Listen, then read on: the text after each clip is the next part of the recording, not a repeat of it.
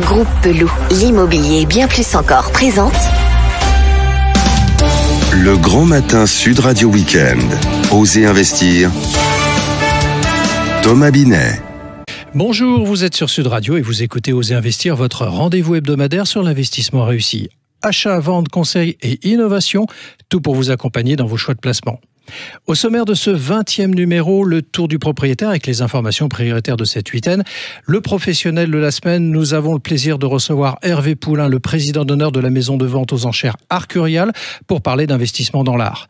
Le coin de l'expert avec notre consultant Bernard Cadot, spécialiste de logement, et c'est dans un instant.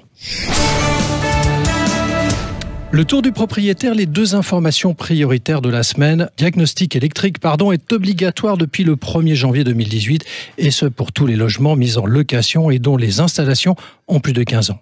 Selon une étude de Promotelex, ce contrôle obligatoire est connu par 84% des propriétaires et 59% des locataires. Et pourtant, même si les travaux pour remettre un logement aux normes ne coûtent que entre 1 000 et 2 000 euros en moyenne, 37% des propriétaires ne font rien après avoir reçu un diagnostic électrique négatif. Notez dans vos agendas, en deuxième information de la semaine, le salon Rétromobile qui va se dérouler du 5 au 9 février à Paris, porte de Versailles. Ce rendez-vous créé en 1976 est devenu au fil des années un incontournable des amoureux de l'automobile ancienne. Pendant ce salon, Arcurial Motor Cars organise l'une des plus grandes ventes aux enchères spécialisées en Europe. Quelques 9 Lamborghini seront proposés à la vente, ainsi qu'une Mercedes-Benz de 1929 et une Delahaye de 1936, entre autres. Notre invité cette semaine est Hervé Poulain. Vous êtes président d'honneur de la maison de vente aux enchères Arcurial. Vous êtes également le commissaire-priseur le plus rapide du monde avec 11 participations en 24 heures du Mans. Vous êtes sur le plateau d'Osez investir et je suis très heureux de vous y accueillir pour parler d'investissement dans l'art. Bonjour Hervé Poulain. Bonjour, écoutez, je suis flatté d'être là parce que je crois que vous innovez une rubrique qui n'est pas l'investissement considérable de l'immobilier de la bourse. Nous, dans l'art, c'est beaucoup plus restreint au niveau, évidemment, des montants et des chiffres. Mais nous occupons, parce que c'est un loisir, nous occupons beaucoup les médias. Tous ces prix que nous adjugeons font rêver les gens et les rend heureux.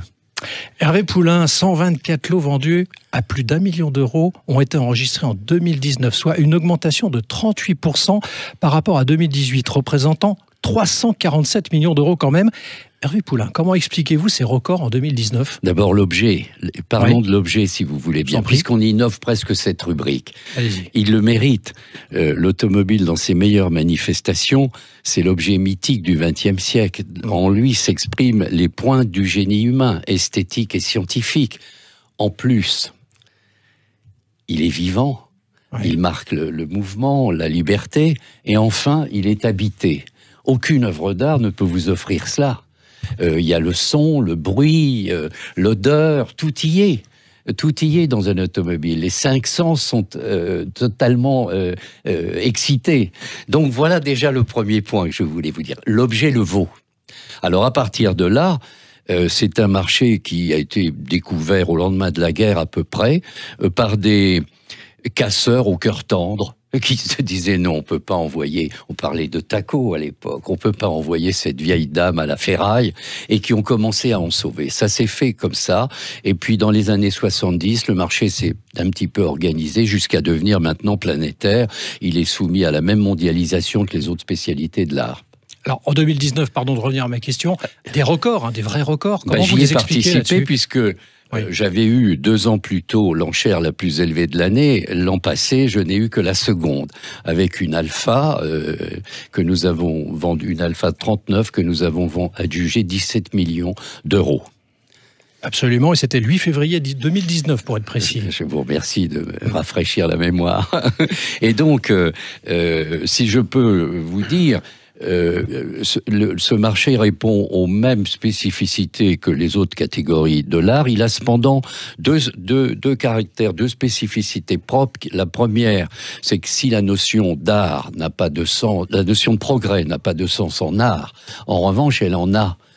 Dans l'automobile, les gens qui arrivent aujourd'hui veulent une technique suffisante. Ils vont pas mettre 1 heure ou 2 heures à mettre une 2 Dion-Bouton en marche. C'est pas leur truc, vous voyez. Donc, c'est un marché très générationnel. Les gens achètent des voitures plus sportives. On voit même le phénomène Youngtimer, où des très jeunes achètent des voitures que vous ne pouvez pas imaginer collectionnables, et pourtant elles sont déjà désirées. Le deuxième point que je peux vous donner comme spécificité, et qui est une fragilité relative pour ce marché, c'est la notion de duplication. Votre Picasso, il est unique. Par exemple, la voiture adjugée la plus chère, qui est une Ferrari GTO, eh bien, il y en a 33. Donc, il y a une émulation, 33 milliardaires qui se tiennent, mais en même temps, c'est une fragilité. Et pour le reste, vous imaginez le nombre des Porsche, le nombre des Ferrari. Pour les modèles les plus simples, c'est des tirages énormes. Et donc, notre travail, c'est d'individualiser absolument, nous, les maisons de vente, le mérite de ces voitures par leur état, par leur histoire, leurs propriétaires. Voilà comment on fait. On essaie de les rendre uniques. Hervé Poulain, je vais vous parler un petit peu d'avenir, si vous le permettez. Oui. L'art contemporain reste la spécialité préférée, représentant 41% des lots millionnaires, quasiment 10 points de plus qu'en 2018. Là aussi, cela est très impressionnant. Croyez-vous que ça va continuer ainsi les années à venir ? D'abord, ça concerne les mêmes artistes, vous comprenez ? Il y a 40 000 artistes inscrits à la Maison des Artistes à Paris. 40 000. Tous ces statistiques ne concernent pas les 40 000. Quand on parle du marché de l'art, de l'art contemporain, on ne parle que des élus qui ont été désignés. Et donc, ça fausse un peu. L'assiette n'est pas la réalité. Ça, c'est le premier point. Le second, je vais vous dire, je ne suis pas inquiet quant à l'avenir de l'art contemporain. En remarque préliminaire, je vous dirais que il faut savoir que la mondialisation va dans le sens de l'histoire et que les pays dominants, ce sont eux qui désignent les élus et les circuits de distribution. À ce stade, les Américains écrasent tout et les Chinois y arrivent, et de manière très forte. Nos artistes à nous sont assez loin. Le caractère qui me rend serein, c'est la mondialisation. La mondialisation, elle est prescriptrice. Elle désigne tous ces gens. Tous les Jeff Koons, tous ces types, les Murakami et tout. Et oui, chez nous, aujourd'hui, Soulage. Il y en a que pour Soulage, n'est-ce pas ? Et tout l'or du monde veut la même chose. Pourquoi voulez-vous que ça baisse ? C'est impossible. Hervé Poulain, les chiffres qu'on a évoqués là, depuis le début de l'interview sont assez impressionnants, donc il faut un peu tourner la tête. Ça me fait plaisir que vous disiez ça, oui. Mais alors moi, j'aurais vous poser une question simple là-dessus. Peut-on investir modestement pour nos auditeurs ? Parce que l'art, tout de suite, on a l'impression que c'est très cher, il faut mettre beaucoup d'argent. Est-ce qu'il y a des approches un peu Nous plus avons ce travers, modeste, moi le premier devant votre micro, de parler de nos records, des plus belles automobiles ou des plus beaux tableaux que nous avons adjugés. C'est logique, et c'est d'ailleurs ce qui intéresse vos auditeurs. Ouais. C'est ça qui les fait rire. Mais on peut leur apprendre que ce monde de la collection automobile est singulier parce que auriez-vous qu'une seule voiture, une seule, même modeste, vous rentrez dans la fratrie des collectionneurs. Et dans la vente, par exemple, il y a une 2 chevaux qui n'a que 6 000 kilomètres et qui est estimée 15 000 €. Donc, on peut trouver des automobiles collectionnables. Les Youngtimer trouvent entre 5 et 10 000 des voitures qui sont déjà collectionnables. Acheter une 4 chevaux, acheter une Dauphine, et après, les petites bombes, vous savez, les petites bombes des années 70-80, les jeunes adorent ça, ils les bricolent, et c'est le début, ils mettent la main dans la collection, et plus tard, quand ils gagneront leur vie, ils changeront de catégorie. Juste en un mot, est-ce qu'il y a un piège à éviter quand on va dans ce type d'investissement ? Alors, écoutez, pour l'art en général, ce qui est redoutable, c'est que ce n'est pas parce que vous savez faire des additions que vous vous prenez capable de résoudre des problèmes, des calculs de probabilité. Ça n'est pas parce que vous écrivez 3 mots que vous vous prenez pour un poète. Mais chacun pense qu'il a le goût. Chacun. Le plus modeste d'entre nous pense qu'il est capable d'apprécier la beauté. Alors, le premier piège, c'est de ne pas se faire conseiller. C'est de ne pas être... Il faut être humble. Il faut apprendre. C'est une langue, l'esthétique. C'est une langue. L'art contemporain, vous n'avez pas, c'est pas une colombe qui est au-dessus de votre tête et qui va vous donner la science infuse. Ça se passe pas comme ça. C'est une éducation de l'œil. Ça, c'est le premier point. Voulez-vous qu'on revienne aux voitures? Le second, c'est que vous ayez une voiture modeste ou très importante, les restaurations, l'entretien est assez lourd. N'est-ce pas? Il faut que ça vive, tout ça. Et donc, ce que je conseille, c'est d'acheter des voitures restaurées. Que le précédent propriétaire ait supporté le coût des restaurations. Comme ça, vous serez tranquille. Hervé Poulain, nous allons devoir passer à la question bonus. Pendant toute la durée de votre interview, notre consultant en produits de diversification, Patrick Ribouton, qui est en duplex téléphonique, vous a écouté. Il y a juste une petite question à vous poser. Patrick Ribouton, c'est à vous. Bonsoir. En 1975, maître, vous avez organisé en France la première vente d'automobiles de collection. Ce faisant, vous leur avez ouvert la porte du marché de l'art. Les Youngtimer sont des voitures qui sont trop récentes pour être considérées comme des véhicules de collection, mais suffisamment âgées pour réveiller les souvenirs et susciter l'intérêt des amateurs. Quel est votre regard sur ce marché plutôt prospère des Youngtimer? Est-il un marché à part entière ou est-ce seulement l'antichambre du marché de la collection? Alors d'abord, il est extrêmement sympathique puisque ce sont des gens d'une toute autre génération qui s'y intéressent, là, une génération de jeunes gens, et ils nous sont d'autant plus sympathiques que la plupart du temps, ils ont des moyens très modestes. Donc c'est deux arguments forts pour que nous ayons pour eux une grande attention.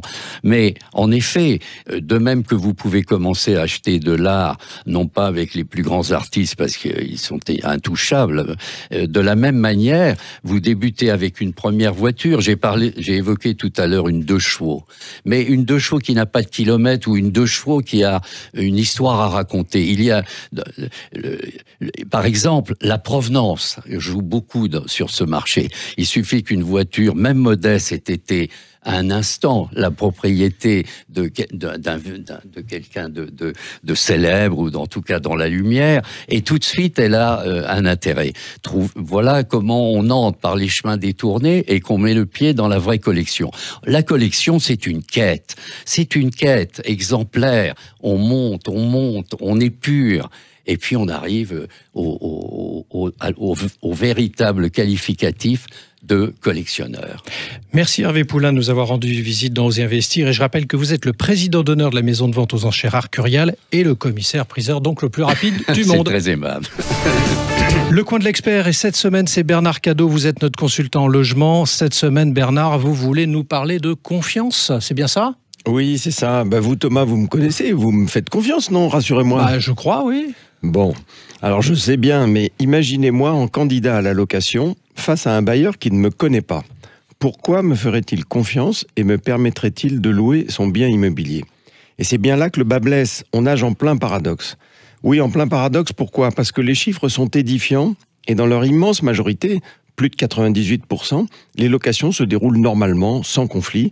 Et je tiens à le souligner ce matin à l'antenne. Voilà, attendez, je vous coupe la parole, Bernard, parce que s'il n'y a pas de conflit, vous en faites un sujet. Pourquoi en faire un sujet en définitive ? Tout simplement parce que les rares incidents braquent sur eux tous les projecteurs et se répand alors une légende urbaine selon laquelle le bailleur ne doit pas faire confiance à son locataire. S'en suivent 2 conséquences. L'une immédiate, on réclame de plus en plus de justificatifs à ce malheureux candidat locataire, parfois au mépris de la réglementation, et ce même candidat locataire vit sa recherche comme un parcours du combattant. L'autre conséquence, à moyen et long terme, c'est de dissuader l'investissement locatif chez les particuliers et donc d'accroître la pénurie de logements disponibles, ce qui se traduit immanquablement par une pression accrue sur les prix. En d'autres termes, si je suis bailleur, je me méfie du locataire qui risque de ne pas me payer, mais en même temps, j'ai pris le risque financier de l'investissement. Mon droit de propriété doit être respecté et je dois pouvoir récupérer mon bien au terme du bail. Et si je suis locataire, je ne comprends pas la raison de ce procès d'intention. C'est peut-être une vision un peu optimiste, non ? Non, au contraire, Thomas, vous allez voir tout de suite et vous allez comprendre pourquoi j'évoque ce sujet ce matin. Tout simplement parce que, au milieu de l'actualité sociale chargée de ce début d'année, vient d'être présenté le projet de loi Nogal, du nom du rapport éponyme rédigé par un député de la majorité. Ce projet de loi est sous-titré « Louer en confiance ». Il vise à apaiser les relations bailleurs-locataires. Et je crois qu'on peut même parler de révolution car les professionnels sont officiellement désignés comme des tiers de confiance dans cette relation. Ils devront à l'avenir offrir aux bailleurs un règlement à date des loyers, même en cas de sinistre. Ils seront séquestres de tous les dépôts de garantie et en cas de besoin, un seul garant pourra être réclamé aux locataires. Le travail parlementaire ne manquera pas d'enrichir le texte. La profession est prête à prendre ses responsabilités. Et les Français, de sondage en sondage, réaffirment leur attirance pour la pierre. C'est pour eux l'opportunité de revenus complémentaires à la retraite et également l'occasion de transmettre leur patrimoine à leurs proches. Alors, qu'est-ce qu'on doit attendre de ce texte, justement, qui va être présenté ? Il doit tout d'abord dissiper tout malentendu et lever les éventuelles dernières réticences des candidats à l'investissement locatif. Il y a là un véritable enjeu économique. Les besoins de logement locatif sont énormes et la demande progresse sans cesse. Elle entre quand en vigueur, cette loi, Bernard ? Alors, a priori, son application est programmée pour le 1er janvier 2021.